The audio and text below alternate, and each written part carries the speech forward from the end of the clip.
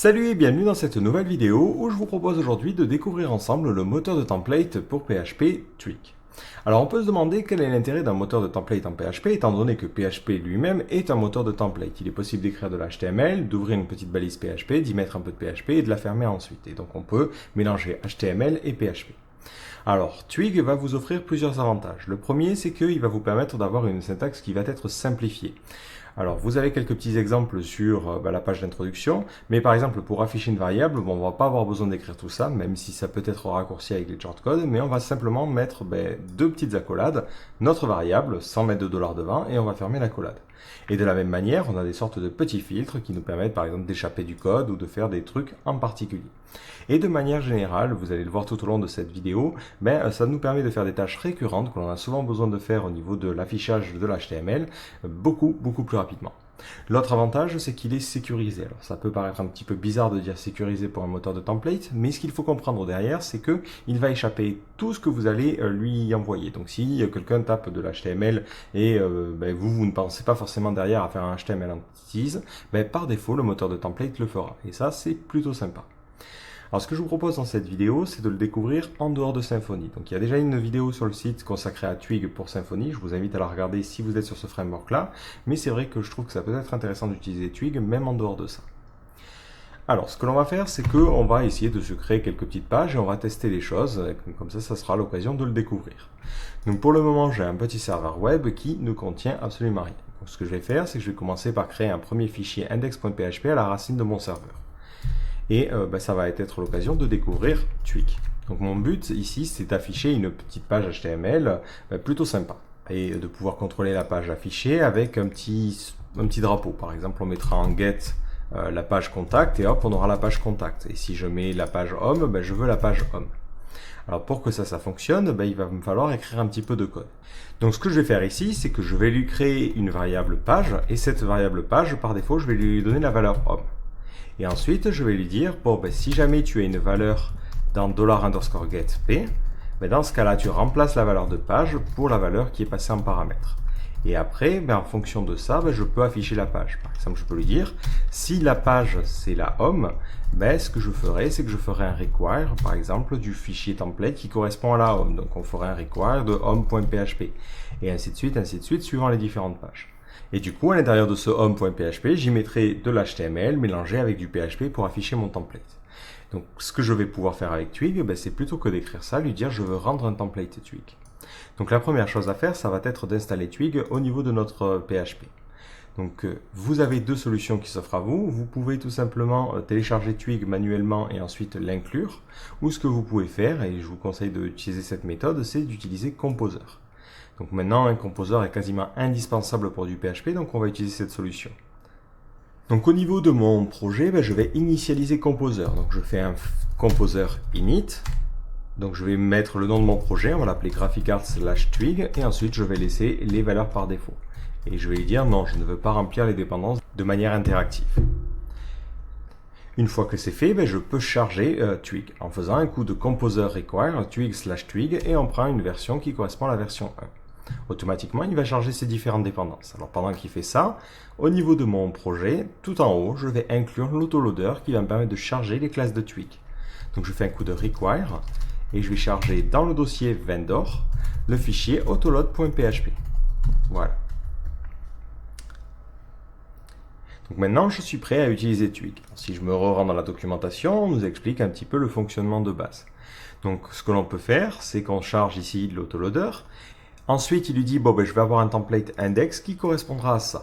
Et après, il peut rendre ce template-là. Alors ça, c'est pas très pratique. Nous, on veut créer un fichier Twig. C'est beaucoup plus simple. Donc plutôt que d'utiliser le loader array, on a un autre loader qui est le loader file system, qui vous permet de dire, donc, lorsque je vais charger index, il ira chercher un fichier qui se trouvera dans ce dossier template. Donc nous, on va choisir cette seconde solution. Donc on est parti, on va mettre ce petit bout de code. Donc là, on va mettre le routing, entre guillemets, et on va mettre notre partie Twig à cet endroit-là, rendu du template. Donc la première étape, c'est de charger un loader. Donc on fait un coup de loader égale new Twig loader file system. Donc là, on peut utiliser l'autocomplétion et on va lui préciser dans quel dossier il doit chercher les templates. Donc moi, je vais les mettre dans un dossier template qui se situe à la racine. Donc je vais lui dire tu pars du dossier actuel et ensuite tu vas dans le dossier templates. Une fois que j'ai ce loader, je peux initialiser Twig en faisant Twig égale new Twig environment. C'est un objet qui prend deux paramètres. En premier, on a le loader, dans un cas utilisé. Nous ici, ça sera donc le Twig loader file system. Et en second paramètre, on a un tableau d'options. Alors, pour connaître l'ensemble des options qui est disponible, il suffit de se rendre dans la partie documentation et vous avez un chapitre Twig for Developers. Donc, il va vous expliquer vraiment d'un point de vue développeur comment on peut travailler avec Twig. Et là, on a les environment options. Donc on a le debug, on a le charset qui permet d'indiquer dans quel encodage va être créée notre page. Donc nous c'est de l'UTF-8 par défaut. On peut utiliser, on peut changer la classe qui est utilisée pour les Twig templates. Donc ça est un petit peu plus poussé. On peut mettre en cache et ça c'est important. Et après bon, on a d'autres paramètres, je vous laisse les regarder. Mais globalement celui qui nous intéresse pour le moment c'est le cache. Donc vu qu'on utilise un moteur de template, forcément il va devoir parser ce template là pour pouvoir ensuite générer notre code HTML. Le problème c'est que tout ce processus prend un petit peu de temps. Donc il est possible de mettre en cache le moteur de template une fois qu'il est compilé. Donc pour cela vous mettez cache et vous allez lui indiquer dans quel dossier il doit le faire. Donc nous on va créer à la racine un dossier que l'on va appeler par exemple TMP comme temporaire. Voilà. Donc ça c'est juste pour vous montrer le processus qui va être effectué. Alors, en vrai, lorsque vous êtes en train de développer, vous allez mettre le cache à false, histoire qu'à chaque fois que vous actualisez la page, il recharge quelque chose. Alors une fois que vous avez ces deux variables d'initialiser, vous pouvez rendre votre premier template. Alors pour rendre un template, il suffit de faire un coup de echo, donc là on va le mettre ici, echo, twig, render, et on va indiquer le fichier à rendre. Par exemple, home.twig. Si je fais ça, et que j'essaie maintenant de réactualiser ma page en me rendant sur la page d'accueil, donc ici ça va être point d'interrogation p égale home, j'obtiens une erreur. Il me dit qu'il n'arrive pas à trouver le dossier templates. Effectivement, il va chercher ce fichier home.twig dans ce dossier templates. Donc je vais tout de suite le créer. Donc je vais dans le dossier templates et je fais un fichier home.twig. Alors j'ai choisi d'utiliser l'extension Twig, mais vous pouvez littéralement utiliser ce que vous voulez, ça ne pose absolument aucun problème. Moi j'utilise Twig, l'avantage c'est que mon IDE comprend ça. Donc du coup dans ce fichier, vous pouvez écrire votre HTML standard, donc par exemple vous pouvez mettre une simple chaîne de caractères et ça va automatiquement l'afficher. Si je réactualise la page, ça affiche salut les gens. Alors je vais juste passer avec la fenêtre sur le côté histoire qu'on puisse voir les deux choses en même temps. Voilà, et d'ailleurs allez on va la resserrer un maximum, on s'en fiche, il y a juste du texte. Si maintenant je mets à jour ce template, par exemple je demande aux gens comment ils vont, le souci c'est que ça ne va pas actualiser. Comme je vous l'ai dit, on a activé le cache. Donc chaque template ne sera pas rafraîchi sauf si on vide le cache, c'est-à-dire ici qu'on supprime ce dossier temp. Juste juste pour la culture personnelle, voilà à quoi ressemble un template compilé. Donc globalement, il crée une classe qui hérite de Twig template et à l'intérieur, en fait, il va décrire votre code et il va morceler les choses. Ce qui fait que la prochaine fois qu'il doit rendre les choses, il n'a pas à s'embêter, il lui suffit d'exécuter cette fonction-là. Donc nous, on va développer et on va faire pas mal de tests dans cette vidéo-là. Donc pour l'instant, on va mettre le cache à false. Voilà. Si maintenant je réactualise, automatiquement, il me raffichera les changements. Donc après, comment ça se passe si je veux, par exemple, afficher des variables? Donc lorsque vous faites un render, vous pouvez lui passer des paramètres supplémentaires et ces paramètres seront envoyés à la vue. Par exemple, je peux lui dire le titre de la page, ça sera Marc, le nom d'une personne. Maintenant, j'ai envie d'afficher sur ce template le nom de la personne. Par défaut, vous feriez quelque chose comme ça. Avec Twig, lorsqu'on veut afficher une variable, il suffit de mettre entre accolades le nom de la variable. Et automatiquement, si je réactualise, ça m'affichera « Salut Marc ». Alors là, c'est pas terrible. « Salut Marc, comment ça va ?» Alors ça marche avec un tableau simple, mais ça marche aussi avec un tableau un petit peu plus complexe. Par exemple, si j'ai ici un index personne qui contient plusieurs informations sur une personne, par exemple, je vais lui donner un nom, hop, on va l'appeler Marc. Ensuite, je lui donne un âge, hop, on va mettre 13 ans, peu importe. Si j'ai envie d'afficher le nom de la personne, il me suffit de faire ici personne, point, le second index, name. Et hop, ça m'affichera salut Marc. Et par exemple, si j'ai envie de dire personne.name, il a son âge, ça fera personne.âge. Et ensuite, je mets en. Et hop, automatiquement, ça va fonctionner. Hop, sauf qu'ici, c'est un E. Alors au passage, vous l'avez remarqué, c'est que lorsque j'ai mis ici un A et je me suis trompé, ça n'a pas mis d'erreur. Effectivement, si un index n'existe pas, ça ne lui pose pas de problème et du coup il ne met rien. Si ici je n'ai pas d'index âge, ben pouf, il ne m'affichera simplement rien. C'est un avantage du moteur de template, vous n'avez pas à faire le fameux if is7 $person âge. Si ça c'est défini, alors je peux l'afficher. Donc ça permet, vous le voyez ici par exemple, d'économiser du temps. Comme je vous le disais aussi, si jamais quelqu'un a rentré des données qui visent un petit peu à injecter de l'HTML à l'intérieur de votre page, ben ça sera automatiquement échappé. C'est-à-dire que lui, il va faire un HTML entities et va vous afficher le code tel quel. Si j'affiche le code source de cette page-là, hop, on voit que les petites balises ont été échappées.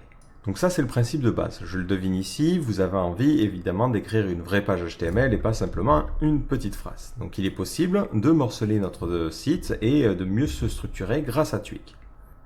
Donc là, ce que je vais faire, c'est que je vais coller un petit peu de code HTML. Donc c'est pas du code HTML que je sors de mon chapeau, ça vient tout simplement de Twitter Bootstrap. C'est juste histoire d'avoir un style un petit peu plus sympa. Et là, à l'intérieur, on va avoir notre contenu. Par exemple ici, notre salut les gens. Le problème, c'est que si demain j'ai une autre page, par exemple, je me dis, allez, si jamais j'ai une page contact, je vais afficher le fichier contact.twig. Alors cette manière de structurer les choses avec un if n'est pas forcément super pratique, on va plutôt utiliser un switch. Donc je fais un switch case, je lui dis si la variable page est égale à contact, dans ce cas-là, je veux que tu rendes contact. Hop. Donc là, on fera un echo $twig render. Et on lui demande de rendre contact.twig et on fait un break, ça, on ne va pas plus loin. Ensuite, dans le cas où je suis sur la home, je fais un echo twig render et je rends le home.twig. Et ensuite, je fais un break. Alors, je fais deux conditions. Pourquoi je ne mets pas directement le nom de la page ici? C'est que plus tard, je vais mettre plusieurs variables. Et après, dans le cas par défaut, c'est-à-dire que si on a un autre type de page qui est demandé, on renverra une 404. On mettra un header http:/1.0 450 not found.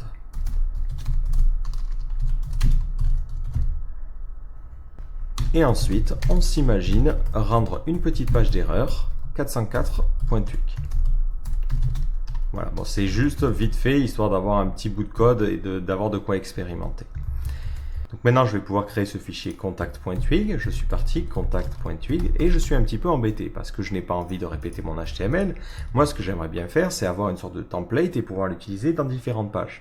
Comme ça, si jamais j'ai besoin de changer le titre ou le layout général de ma page, je n'ai pas à m'embêter. Donc Twig a pensé à ça et vous avez la possibilité d'utiliser un système de layout.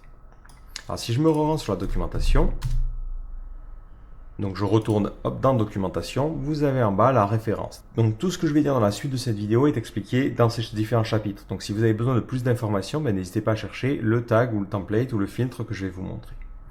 Donc si on veut utiliser un template, il nous suffit de mettre un extends. Donc là on va lui dire par exemple la page contact va extends d'un layout particulier. Donc pour cela on utilise le accolade pourcentage, extends, et on extends de layout.twig par exemple. Donc ce fichier est automatiquement chargé par rapport à ce chemin-là, et c'est important. Le chemin n'est pas relatif à ce fichier-là. Donc là, je crée mon fichier layout.twig, et à l'intérieur, j'y copie mon petit code standard, celui que l'on avait mis pour la home. Le problème, c'est que j'ai envie de lui dire, là, il faut que tu injectes le contenu. Donc pour cela, on peut utiliser le système de bloc. Donc le système de bloc va vous permettre dans un template de définir un bloc et ce bloc sera ensuite utilisé dans vos extents. Donc pour déclarer un bloc, on utilise la syntaxe avec le pourcent et on lui dit ici, je vais avoir le bloc contenu. Ensuite, on peut mettre un end block. Il y a cette syntaxe là, mais vous pouvez aussi utiliser une syntaxe en mettant une fonction et en disant je veux charger le bloc content. Cette syntaxe est utilisée si vous n'avez qu'un seul bloc content, donc là c'est mon cas, et celle-là en général c'est quand on voudra répéter un bloc à plusieurs reprises. Maintenant au niveau de mon template contact, je vais lui dire qu'est-ce qu'il y a dans ce bloc-là. Donc je redéclare le bloc content, sauf que je ne mets pas le end block directement, mais je vais mettre du contenu ici. Par exemple, un petit H1 me contacter, et après un petit lorem ipsum. Si maintenant je retente d'actualiser la page contact, je vois que j'ai me contacter lorem ipsum et je le template par défaut. Si maintenant j'ai envie, dans mon layout, ce que je peux faire c'est au-dessus du bloc contenu, me dire je vais avoir une navbar sur tout le site et je la mets là-haut. Et hop, ça va fonctionner automatiquement.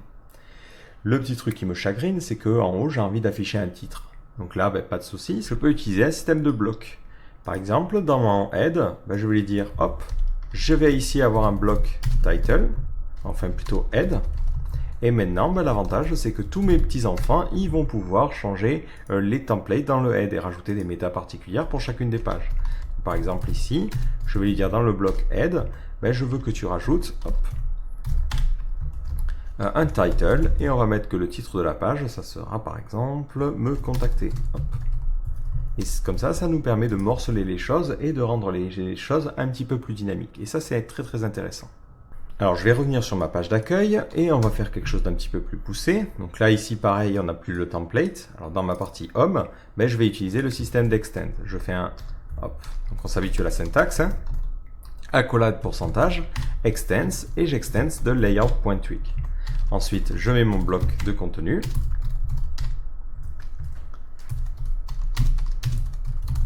Et dans ce bloc de contenu, poum, poum, poum, je vais y mettre les tutoriels, par exemple. Hop, H1, les derniers tutoriels.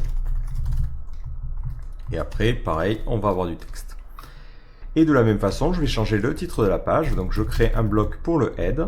Donc, je le ferme juste après. Donc, c'est dommage que mon IDE le fasse pas. Et à l'intérieur, je mets mon title tutoriel. Alors, ce que l'on va faire, c'est qu'on va expérimenter un peu plus les choses et on va voir les boucles et comment afficher une liste d'éléments. Parce que là, pour l'instant, on a fait quelque chose de relativement simple. Donc là, je vais avoir besoin de faire un poil de PHP. Donc au niveau de mon index.php, je vais charger des tutoriels depuis une base de données. Donc là, je vais utiliser la base de données de mon site, mais vous pouvez utiliser votre propre base de données. Donc on va le créer juste ici. Récupère les derniers tutoriels. Donc je vais créer une fonction que je vais appeler tutoriel et son but, ça va être de retourner les différents tutoriels. Donc là, je me fais une connexion à la base de données en faisant un coup de new PDO. Je me connecte à MySQL. Le nom de la base de données, c'est graphicart_dev. Et le nom d'hôte, c'est localhost. Et ensuite, je vais lui préciser que le login, c'est root et le mot de passe, c'est root.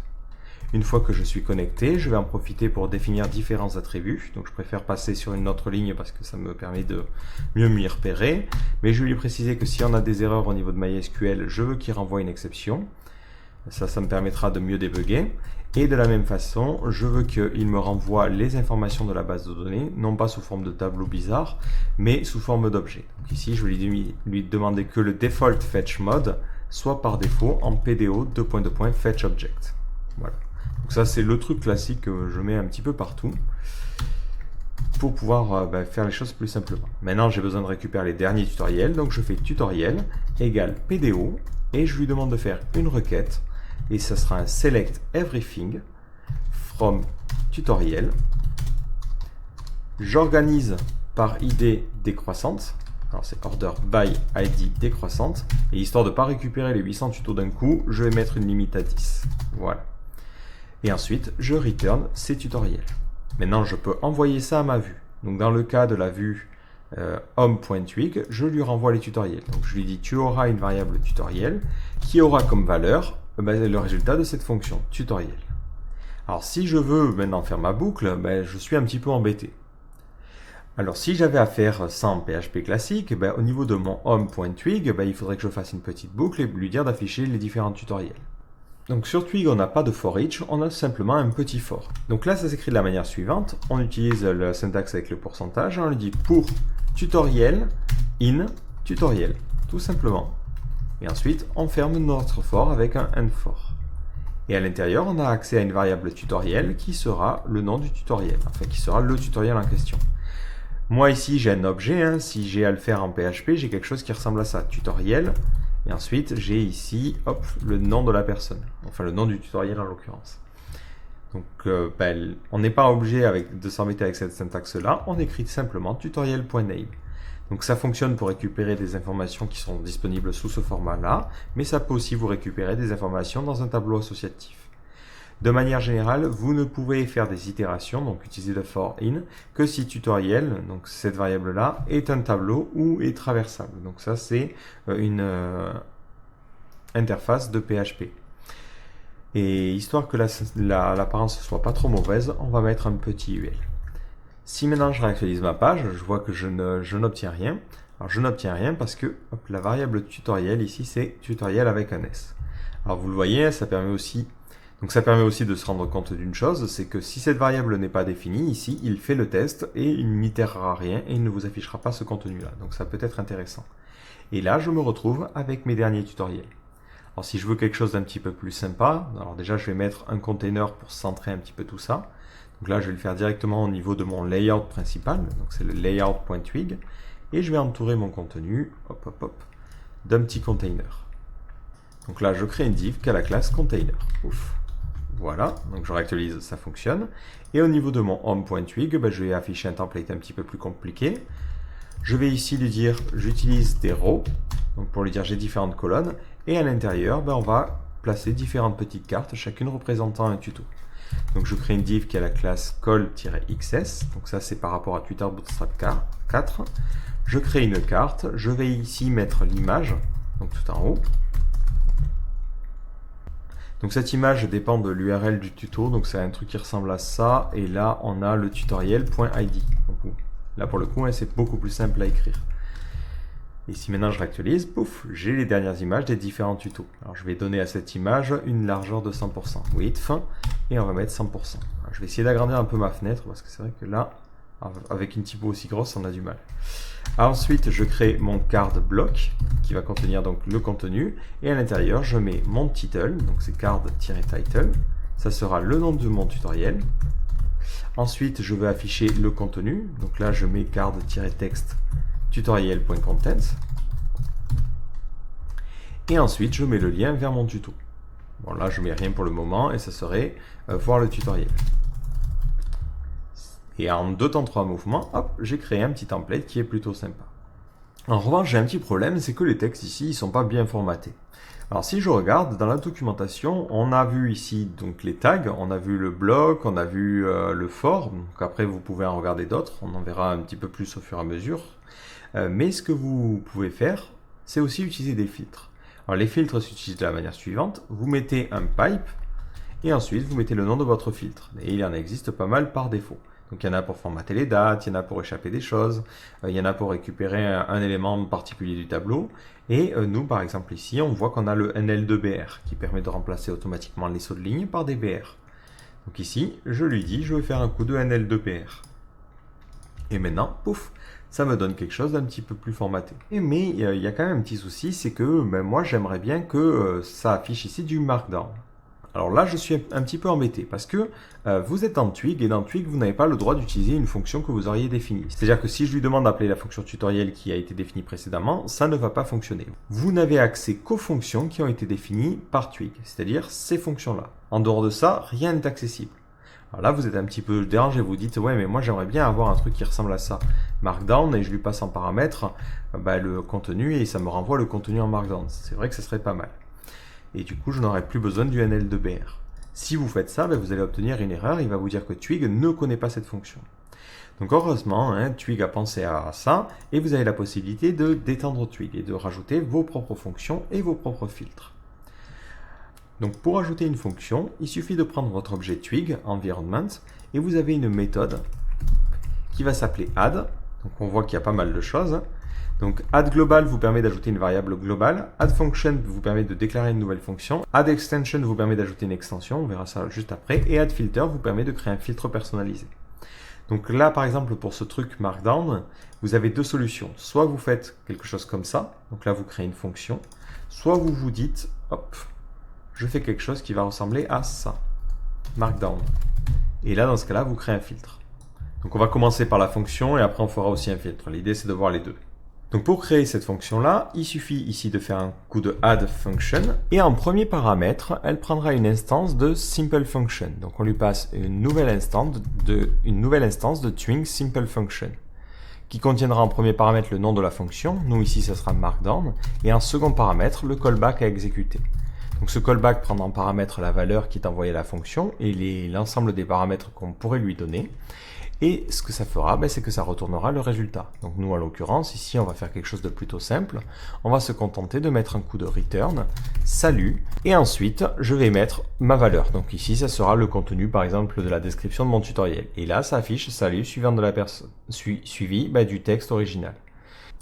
Donc histoire de faire quelque chose quand même de concret dans cette vidéo-là, j'ai fait un coup de composer require et on va charger Michel Leff PHP Markdown. Globalement, c'est une librairie qui permet de compiler du Markdown, ni plus ni moins, et qui fonctionne très très simplement. Donc là, si je veux renvoyer le contenu une fois qu'il est parsé, je lui dis, je veux utiliser le Markdown extra, donc c'est avec des trucs en plus, et je veux que tu transformes ce texte-là. Voilà. Et là, en 2 temps 3 mouvements, j'ai créé une fonction Markdown pour mon twig que je peux utiliser pour compiler du Markdown. Et là, ça me donne le code HTML. En revanche, on a encore un petit souci, et vous le voyez ici, c'est que le code est échappé. Comme on le disait, tout ce qui sort de Twig, il ne lui fait pas confiance. Donc lorsque vous utilisez un Twig Simple Function, vous avez un 3e paramètre, un tableau d'options. Et ce tableau d'options, vous pouvez lui dire par exemple, ce code, c'est de l'HTML safe. Donc si tu dois l'injecter dans l'HTML, tu peux le faire. Donc nous, c'est ce que l'on va faire. On va donc lui préciser un paramètre supplémentaire après la fonction. Et on va lui dire is safe. Et c'est safe pour de l'HTML. Et vous pouvez mettre un tableau où vous dites pour quel langage c'est safe. Si maintenant je réactualise ma page, je vois qu'automatiquement il interprète mon HTML, en tout cas il ne l'échappe pas, et du coup ma page la voit convenablement.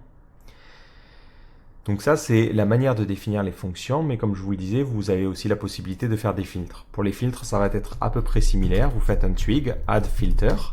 Vous devez lui passer une instance de Twig Simple Filter qui prendra en premier paramètre le nom du filtre. Et là, pour le coup, vous pouvez recopier exactement ce que l'on a écrit précédemment. C'est la même chose. Donc là, hop, je lui renvoie les mêmes paramètres. Et je ne me gourre pas sur le nombre de parenthèses. Et maintenant, je peux utiliser aussi ça sous forme de filtre.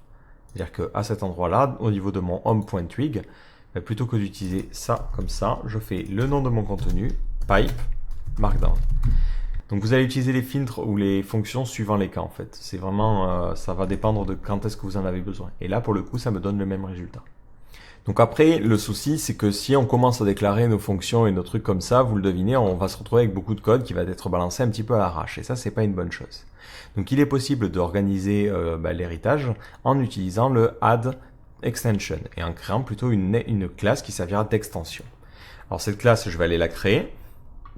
Au même niveau que mon index.php, je ne vais pas m'embêter, je vais créer un nouveau fichier que je vais appeler mon extension.php. Bon, c'est un peu pourri comme nom, mais ça ira. Donc cette classe, on va l'appeler mon extension. Et elle va extend, et ça c'est important, de Twig Extension. Donc Twig Extension, c'est une classe de Twig qui permet de définir différentes choses. Et globalement, elle a différentes méthodes qui sont des accesseurs pour récupérer les filtres, récupérer les fonctions, et ainsi de suite, ainsi de suite. Donc nous, ce que l'on veut faire, c'est par exemple définir notre Markdown. Et là, vous pouvez le faire en faisant un public function get filters.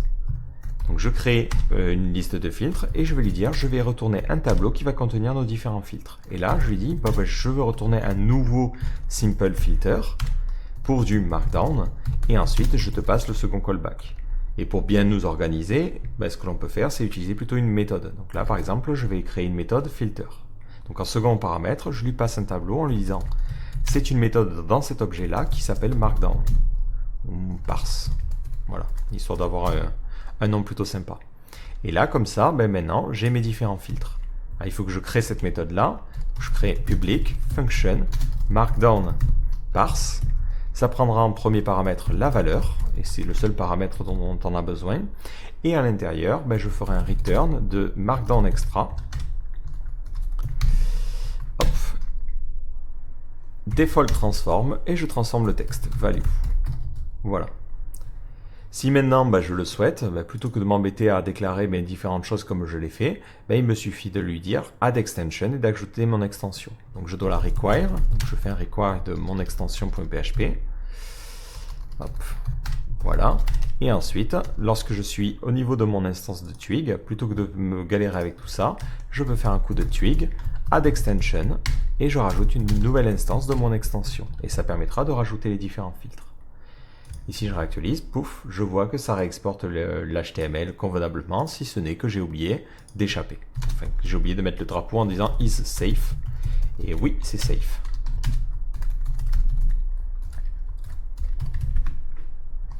Voilà.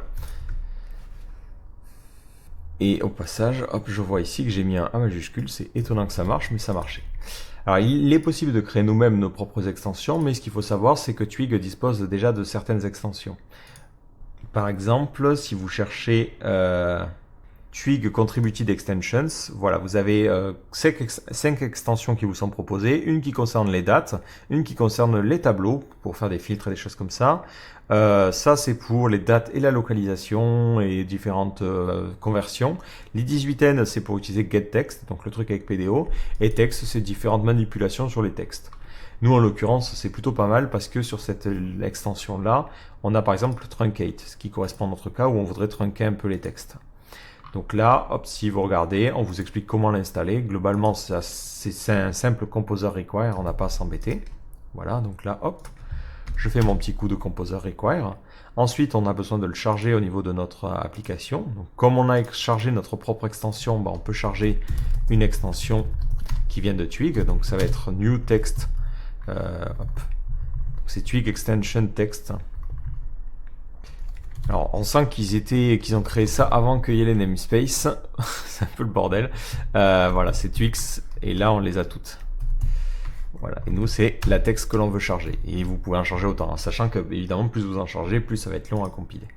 Du coup, maintenant, j'ai accès à cette fameuse fonction truncate. Donc là, hop, qui me permet de trunker du texte. Et vous pouvez mettre true si vous ne voulez pas couper les mots. Et ça, c'est plutôt cool.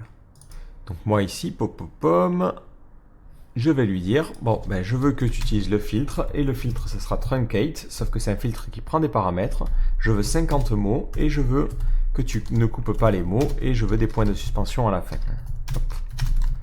Voilà, et maintenant, mon texte va être tronqué. Alors par contre, l'HTML va poser problème. Donc là, pas de souci, je peux rajouter un filtre. Bon, après, là, ça devient carrément stupide. Hein. On aurait plus vite fait directement de faire le strip tag et tout dans notre méthode Markdown, mais c'était pour vous montrer un exemple. Voilà. Et là, j'ai maintenant mon petit truc qui permet d'afficher ça. Alors, un autre souci que j'ai, c'est que là, je vois que ça affiche 5 contenus par défaut. Donc, c'est ce que fait Twitter Bootstrap avec le système de Flexbox. Mais de temps en temps, si vous faites du CSS, vous avez peut-être envie de mettre une classe last sur le dernier élément ou de faire un truc particulier. Et là, on est un petit peu embêté comment on récupère l'index. Lorsque vous faites un for each, vous avez vous faites un for each, par exemple tutoriel, as $k$v. Et après, vous pouvez utiliser $k pour savoir si vous êtes sur le 4e élément ou autre. Ça, c'est plutôt pratique. Si vous voulez afficher l'index actuel, ce que vous pouvez faire, c'est que vous avez accès à une variable dans une boucle qui s'appelle loop, qui vous permet de récupérer différentes informations. Et vous pouvez par exemple récupérer l'index. Donc là, c'est le premier élément, le deuxième, le troisième, et ainsi de suite, ainsi de suite. En l'occurrence, pour Twig, l'index commence à 1 et pas à 0. Donc faites attention à ce petit détail, ça peut vous induire en erreur. Donc là, ce que je peux faire, c'est par exemple lui dire, si l'index modulo 4 donc, est divisible par 4, dans ce cas-là, je veux que tu fermes la div qui est la classe row, et ensuite que tu la réouvres.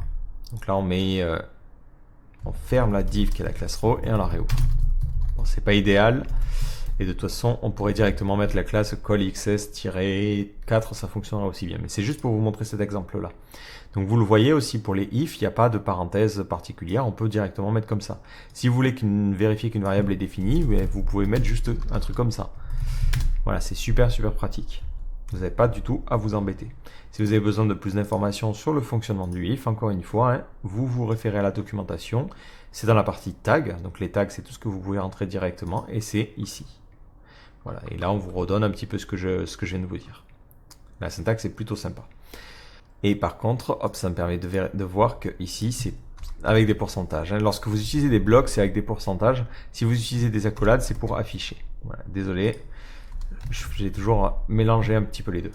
Alors si maintenant je réactualise, je vois que tous les 4 éléments, ça va me mettre une div ça va fermer la div qui est la classe row et ça va la réouvrir. Et ça me permet d'afficher les choses comme ça. Au passage, il existe une autre syntaxe qui est un petit peu plus, entre guillemets, designer friendly. Vous pouvez mettre is divisible by fort. Voilà. Et ça, automatiquement, ça donnera le même résultat. Alors, c'est tout en minuscule, désolé. Hop. Et ça me divise les différents éléments. Donc là, après, ben, hop, si le designer dit, ah, ben, faudrait passer sur 3 colonnes, c'est plus simple à faire. Bon, c'est une première solution, hein, comme je vous le disais. Après, on peut utiliser le bon vieux tuteur Bootstrap et lui forcer le div à avoir une taille de 4 et ça résoudra tout aussi bien la problématique. À vous de voir la solution qui vous semble la plus juste. Mais je voulais vous montrer ce if et ce système de boucle. Donc pareil, après au niveau de la documentation, le divisible by ce n'est pas une fonction, c'est vrai que ça peut, on a l'impression que c'est une fonction, c'est ce qu'on appelle des tests. Donc lorsque vous faites un if machin is, tout ce que vous allez mettre après le is, c'est ces tests-là. Donc voilà les tests que vous avez par défaut. Donc even, ça vous permet de vérifier si c'est pair, odd si c'est impair, si la variable est nulle, si elle est itérable, si ça a la même valeur, ainsi de suite, ainsi de suite. Donc voilà globalement pour ce système de template. Alors juste peut-être quelque chose, si vous voulez concaténer les choses, vous pourriez en avoir besoin. Vous pouvez évidemment mettre les choses comme ça. Par exemple, je vais mettre tutoriel de points et après ben, ça l'affiche. Si jamais vous voulez appliquer une fonction sur quelque chose qui est concaténé, ben, cette méthode-là peut être un petit peu gênante. Donc, si vous voulez concaténer au niveau d'un truc Twig, vous pouvez faire ça. Alors ce n'est pas un point qu'ils utilisent, mais c'est une tilde. C'est le seul truc que je trouve vraiment bizarre. Et là, il concaténera. Et là, il vous mettra la même chose. Voilà, donc vous avez les deux solutions qui sont possibles. L'avantage, comme je vous le dis, de la concaténation, c'est que si vous voulez utiliser un filtre dessus, ben, vous pouvez le faire. Alors que si vous aviez quelque chose comme ça, ben, le filtre ne serait mis que sur la partie tutoriel.name. Voilà, donc suivant les cas, ça peut être utile ou non d'utiliser ce système de concaténation. Alors je vous le laisse, comme ça vous l'aurez un exemple et vous vous en souviendrez.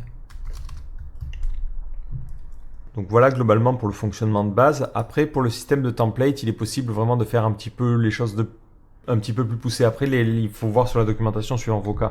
Mais si par exemple vous avez un template qui va s'appeler with sidebar, hop, vous pouvez avoir un template. Hop là, d'ailleurs je l'ai écrit en PHP. Donc là je vais le renommer, c'est du Twig. C'est histoire que mon IDE comprenne de quoi il s'agit. Ben, vous pouvez lui dire ce template, il va extends donc de layout.twig. Il va définir un bloc contenu, donc bloc content. Et à l'intérieur, ben, on va avoir notre contenu. Mais l'avantage, c'est qu'il peut utiliser d'autres blocs. Donc dans ce cas-là, il faut explicitement préciser le bloc confirm, histoire qu'il ne s'y mélange pas les pinceaux. Mais là, je peux créer par exemple une div qui a la classe row. Je vais créer un call-xs-4. Et à côté, hop, un div qui a la classe callxs-8. Oui, je crois que il faut que ça fasse 12. Et là, à l'intérieur, ben, je pourrais lui dire, je veux que tu affiches le bloc main. Et en dessous, hop, tu auras un bloc, par exemple, sidebar. Et on aurait ben, des petits modules, hop, comme ceci. Donc là, on aurait un H1, ma sidebar. Et on aurait par exemple un petit P avec un petit lorem ipsum.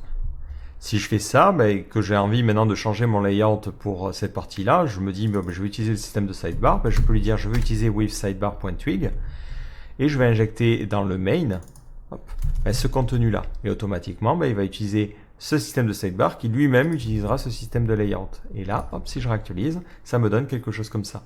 Si je veux mettre du contenu dans ma sidebar, ben, je fais un coup de... alors, c'est pas ici. Dans mon home.twig, je peux faire un bloc sidebar et après à l'intérieur je vais y mettre les derniers tutoriels. Donc par exemple un H4, dernier tutoriel et les différents tutos qui seraient soumis. Mais après vous pouvez carrément penser les choses différemment. Ce que vous pouvez faire, c'est ici ce contenu là le mettre à l'intérieur de votre bloc sidebar. Donc si vous faites ça, ce qui va se passer, c'est qu'il va déclarer ce bloc sidebar et mettre ce contenu-là. Et si dans vos enfants, ben, vous écrivez quelque chose, il le remplacera. Donc ici, cet enfant définit un bloc sidebar, donc il n'utilise pas ce contenu-là. Si un enfant n'a pas de bloc sidebar, automatiquement, ben, il laissera le contenu par défaut. Et ce que vous pouvez faire, c'est faire même une combinaison des deux, c'est-à-dire qu'ici, vous lui dire, bon ben après ce dernier tutoriel, où là on aurait un bloc avec les derniers tutoriels, je veux que tu appelles le contenu du parent. Et dans ce cas-là, il affichera d'abord mes derniers tutoriels, puis ma sidebar. Et après, ben, je peux le placer comme je veux. Donc vous pouvez vraiment vous amuser avec ce système de layout et essayer de penser votre chose de manière très très modulable. Ben, c'est fait pour ça. Donc après, il est possible de faire les choses de cette manière-là. Vous avez aussi la possibilité de faire un include tout simple. Donc là, c'est le b.a-ba et vous pouvez faire un include et inclure n'importe quel template. Et vous avez ensuite aussi un truc plutôt cool qui est le système de macros. Donc là, on va prendre l'exemple par exemple sur le formulaire de contact. Donc contact.twig. Si j'utilise Twitter Bootstrap, que je veux créer un formulaire, je crée un formulaire qui va avoir comme action la page de contact. Donc après là, on va pas s'occuper du traitement, hein, c'est juste pour l'exemple. Et on va lui dire que la méthode c'est en post. Et après, je crée une div qui va avoir la classe row. Et ensuite, à l'intérieur, je crée une div qui a la classe form-group. Après, je crée mon label, je précise pour quel champ c'est. Donc là, ça va être pour le nom, on va mettre votre nom. Hop. Et juste en dessous, je crée un champ de type texte qui va avoir la classe form-control. C'est Twitter Bootstrap qui veut ça. Hein. Et là, on lui donne l'id name, on lui donne le name. Hop. Et c'est tout ce à quoi je pense. Voilà. Si j'essaie de me rendre sur cette page contact, donc point d'interrogation p égale contact, je vois que j'ai mon champ. Le problème, c'est que je vais devoir dupliquer ce code encore et encore pour mes différents champs. Et il y a quand même beaucoup d'éléments qui sont récurrents.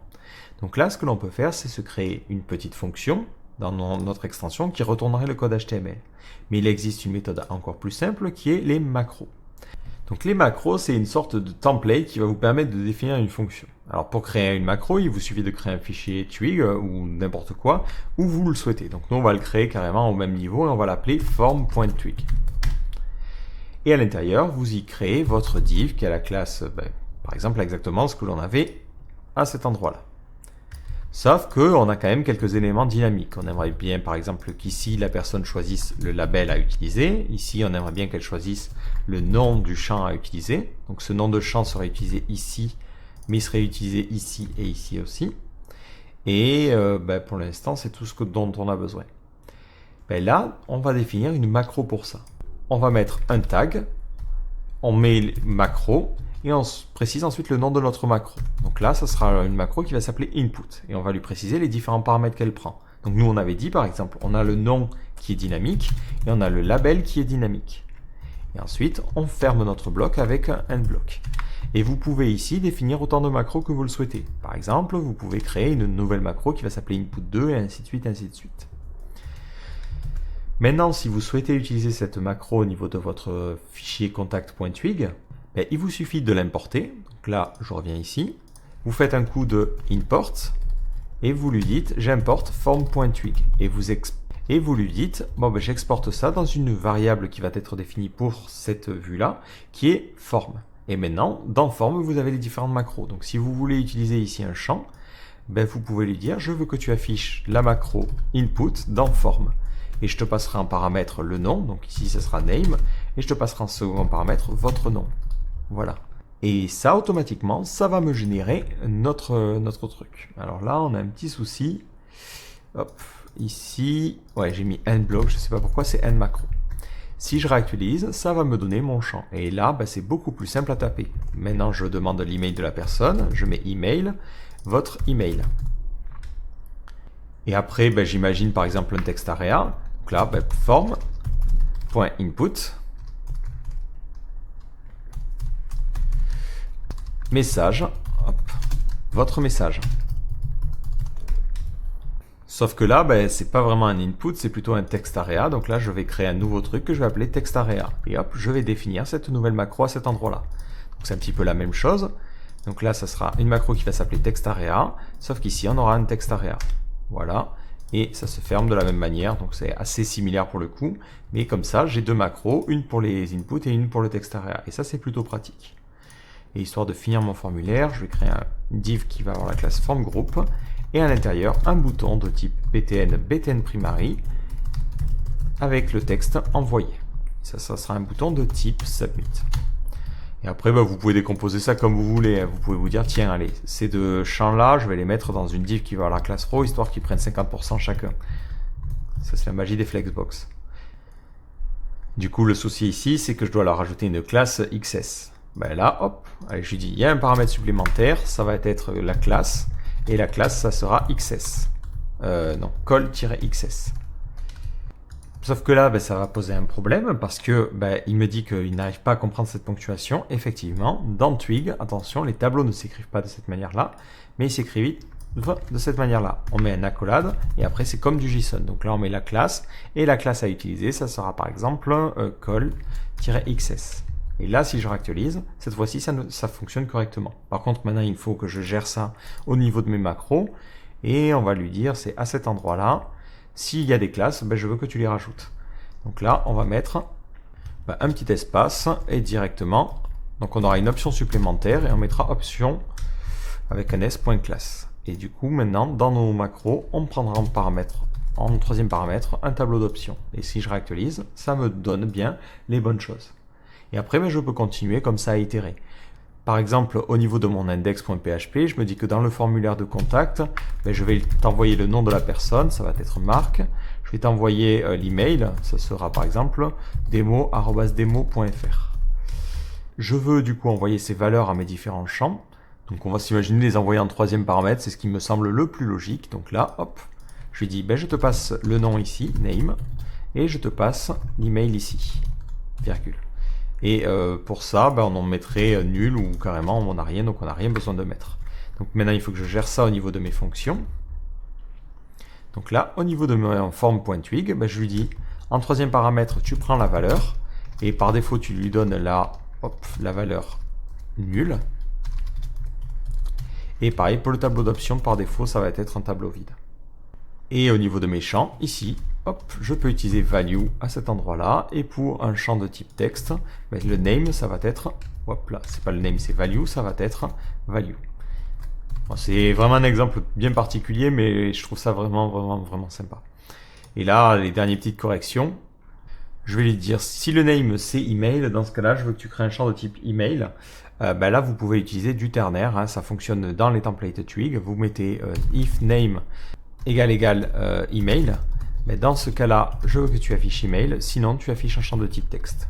Et là, ça me donne un champ de type email pour ce champ en particulier. Donc ça, c'est une première idée, ou sinon, une autre solution, c'est de se dire, on peut définir le type. Donc on peut faire si option.type est défini. Dans ce cas-là, je veux que tu affiches options.type. Sinon, je veux que tu affiches un champ de type texte par défaut. Donc si je réactualise, pouf, ça me donne des champs de texte un petit peu partout.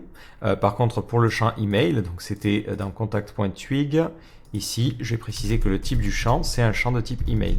Voilà, et là, pouf, ce champ-là sera de champ de type email. Sauf que cette syntaxe peut être un petit peu chiante. Donc ce que vous pouvez faire, c'est au niveau de votre Twig, vous avez un petit raccourci qui est celui-ci. Celui-ci affiche la première variable et si elle n'existe pas, affichera celle-là. Si je réactualise, ça me donne toujours la même chose. Et après, vous avez aussi une autre façon de faire les choses.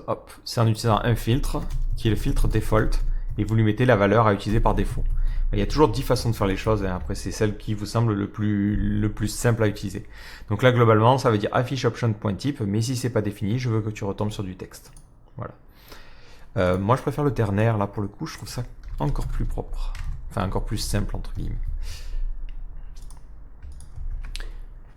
Alors, une dernière petite chose, et on aura fini avec cette présentation de Twig, c'est pour répondre à une question qui revient assez souvent. Comment mettre, par exemple, le statut actif sur un lien? Alors, on va revenir. Ouais, on va tout fermer. Alors, au niveau de mon index.php, ce que je vais faire, c'est que je me dis que ça serait peut-être pas mal d'envoyer la page à Twig. Sauf que c'est quelque chose qui est global. La page, je la connais ici, donc je vais l'ajouter de manière globale en faisant un Twig, add global, et je vais y ajouter une variable qui va s'appeler page, ou courant de page, plutôt, c'est histoire d'éviter de la mélanger, et je te donne cette valeur-là. Voilà. Donc là, j'ai ajouté une variable globale qui est disponible pour tous les éléments. Si au niveau de mon contact.twig, j'ai envie d'afficher à côté de mon contacté le nom de la page courante, je peux le faire parce que j'ai maintenant cette super variable qui est accessible partout. Moi, ce que j'aimerais bien faire, c'est une petite navigation. Donc si je prends le layout.twig, au niveau de ma navigation, je vais créer un lit qui va avoir la classe nav-item. Et ensuite, à l'intérieur, j'y crée un lien qui a la classe nav-link et qui va pointer vers index.php, point d'interrogation page, p égale home. Donc là, c'est la page d'accueil. Et je vais dupliquer ce lien-là pour avoir un lien qui permet de mener vers la page contact. Pour rendre cet élément actif, il faut que je rajoute au niveau de cette classe-là, la classe active. Et automatiquement, mon home sera actif. Le problème, c'est que moi, je veux quelque chose de dynamique. Donc là, on pourrait être tenté de dire, pour ces deux éléments-là, On va lui dire si la page correspond à homme, ben dans ce cas-là, il faut que tu affiches active, sinon tu n'affiches rien. Et là, ça sera si on est sur contact. Le problème, c'est que, hop, là c'est courant de page, c'est que si je dois faire ça chaque fois, c'est un petit peu lourdeau. Donc on peut se dire, bon ben là c'est une solution idéale pour pouvoir se créer une fonction personnalisée. Plutôt que d'utiliser tout ce truc-là, on va mettre ici une fonction qu'on va appeler ActiveClass. On lui passera en paramètre le nom de la page active et ça doit faire tout le reste tout seul. Donc ça doit mettre active seulement si on est sur cet élément-là. Si je réessaie, je vais évidemment tomber sur une erreur et je suis bon pour pouvoir créer cette fonction-là. Donc je vais le faire au niveau de mon extension, histoire de garder les choses le plus propre possible. Donc dans mon extension.php, je vais lui dire de créer une nouvelle fonction. Donc on est parti, public function get functions. Ça retourne donc une liste de tableaux. Donc je fais un return, new twig simple function. Ça prend en premier paramètre le nom de la fonction. On avait dit qu'on allait l'appeler ActiveClass. Et ensuite, on va appeler une méthode au niveau de notre classe qui est la méthode ActiveClass. Bon, je ne suis pas très inspiré pour le nom des méthodes, mais c'est pas bien grave. Et là, ce n'est pas un point virgule, mais il est ici. Je vais maintenant créer cette fonction-là. Donc on est parti. Public function ActiveClass qui prendra donc en paramètre la valeur. Donc nous ici, ce sera le nom de la page à activer. Donc on va plutôt l'appeler page, ça permettra de mieux s'y repérer.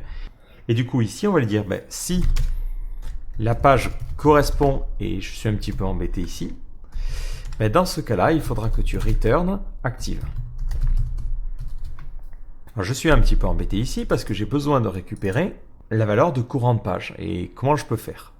Donc il est possible lorsque vous déclarez une simple function, dans les différentes options, vous voyez qu'on a une option need environment et need context. Need environment, ça passera en paramètre de la fonction qui est appelée en callback, l'environnement. Globalement, ça lui enverra en paramètre l'instance ici de twig environment. Ensuite, on a aussi le need context, et dans ce cas-là, ça envoie en premier paramètre le contexte. Globalement, le contenu de notre vue. Nous, c'est exactement ce cas-là. Donc dans mon extension, je lui passe en second paramètre le contexte. Et là, je lui dis need underscore context. Et je passe cette valeur à true. Donc là, attention, ça ne prendra plus en premier paramètre page, mais ça prendra en premier paramètre un tableau qui concernera le contexte. Voilà. Et là, je mets un coup de var dump et je veux voir un petit peu de quoi il en retourne. Si je réactualise la page, donc là on me dit, hop, il y a une petite erreur, oui, c'est needs context. Voilà, hop. Donc c'est l'avantage d'avoir mis le array, ça m'a permis de choper cette erreur-là, je l'aurais peut-être pas repéré sinon. Et si je regarde mon code source, je vois ici hop, que j'ai mon debug et à l'intérieur, j'ai mes différentes choses. Si je cherche courant de page, elles sont accessibles ici. Dans mon extension.php, j'ai accès à mes différentes propriétés. Donc là, il me suffit de faire une petite condition en disant si if is7, donc contexte courant de page, donc si cette variable est définie et que la valeur donc, de cette variable courant de page est égale à la page en cours, donc là on peut même mettre en triple égal vu que les deux sont des chaînes de caractères, dans ce cas-là, je veux que tu returnes la classe active. Et on peut même mettre des espaces avant pour éviter les problèmes. Si je réactualise, je suis sur la page contact, je suis sur la page home. Et là, je me suis créé un petit truc, mais plutôt simple à réutiliser. Et je peux l'utiliser partout où je le souhaite. Voilà, donc si vous avez besoin de passer le contexte, il faudra mettre need context. Et si vous avez besoin de passer l'environnement, il faudra simplement mettre needs environment. D'ailleurs, si jamais vous avez besoin de débugger des choses, c'est vrai que ça peut vous être utile. Par exemple, dans cette vue-là, vous avez envie de savoir un petit peu à quoi ressemble... vous êtes un petit peu embêté parce que vous n'avez pas le var dump. Alors, heureusement, ils ont pensé à vous. Ils vous offrent un truc dans le template. Vous faites un coup de twig, add extension, et vous avez un new twig debug extension, voilà, que vous pouvez utiliser et qui rajoute en plus une fonctionnalité qui s'appelle dump, qui vous permet de dumper absolument n'importe quoi. Et ça vous permettra de débugger les choses. Alors par contre, ça ne fonctionne que si votre twig est en mode debug. Donc là, il est important de mettre un debug à true. Si maintenant je me re-rends sur la page contact, ça me permet comme ça d'inspecter les variables et de voir un petit peu de quoi il s'agit. Donc c'est une petite astuce, mais c'est vrai que si vous débutez avec Twig, vous vous dites, mais attends, je peux pas faire de var dump et tout, je vais pas me créer une extension juste pour ça. Non, ils ont pensé à vous, il y a une extension qui est déjà toute faite. Donc voilà, globalement pour cette petite vidéo là. Alors très important, et je tiens vraiment à insister sur ce point là, mettez le cache. Dès que vous êtes en production, mettez le cache, ça a vraiment un impact sur les performances. Alors j'ai pas un benchmark super pro à vous proposer, mais rien que vous essayez sur votre navigateur, vous allez très rapidement vous rendre compte qu'il y a une différence. Si j'essaie de me rendre sur la page par défaut, hop, et que je regarde le temps qu'a mis cette page à être générée, là on voit que ça prend 43 millisecondes. Hein. C'est à peu près consistant, hein. C'est dans cet ordre d'idée là, 40 millisecondes. Si maintenant je réactive le cache, et du coup il faut que je le vide, donc il faut que dans mon dossier temp, je vide tous les fichiers qui sont à l'intérieur. Si je réactualise, donc la première fois ça va mettre encore une fois 43 millisecondes, par contre la fois suivante, l'ordre de grandeur est beaucoup moindre, on est sur du 17 millisecondes par rapport à du 40, donc c'est vraiment très important. Pensez à mettre en cache pour pouvoir optimiser les performances, et après derrière vous vous créez une tâche pour vider le cache s'il y a besoin. Sachant que, vous le devinez, hein, ils sont pas non plus trop bêtes, mais vous avez la possibilité d'implémenter votre propre classe de cache pour utiliser un cache différent de celui du cache fichier. Donc, par exemple, vous pouvez mettre en cache les informations sur Redis ou autre pour exécuter le code plus rapidement derrière. Donc voilà pour cette petite vidéo concernant Twig. Donc j'espère qu'elle vous a permis de découvrir ce moteur de template et de voir que un moteur de template, ça peut vous servir et ça peut vous être utile pour pouvoir vous simplifier le travail. Le principal avantage qu'il offre selon moi, c'est qu'il permet à des personnes qui ne sont pas forcément des experts en PHP de pouvoir travailler sur votre template. Si on regarde, pour le formulaire de contact, ça commence à être un petit peu plus compliqué, mais si on regarde la partie home.twig, quelqu'un qui ne connaît pas du PHP, il peut comprendre comment ça fonctionne très simplement. Et l'avantage, c'est que Twig vous empêche, entre guillemets, de faire des erreurs parce qu'on ne peut pas écrire n'importe quoi. Donc voilà, n'hésitez pas à le découvrir et à l'utiliser. Si vous connaissez d'autres moteurs de template ou si vous avez envie que je montre des cas un petit peu plus poussés ou des choses qui vous bloquent avec Twig, n'hésitez pas à en parler. Si vous avez d'autres moteurs de template que vous aimeriez bien voir présenter, n'hésitez pas aussi à poster un commentaire. Hein. Ça me permettra d'aiguiller les futurs contenus. Donc voilà, j'espère que cette vidéo vous a plu et je vous donne rendez-vous dans un prochain tutoriel. Ciao!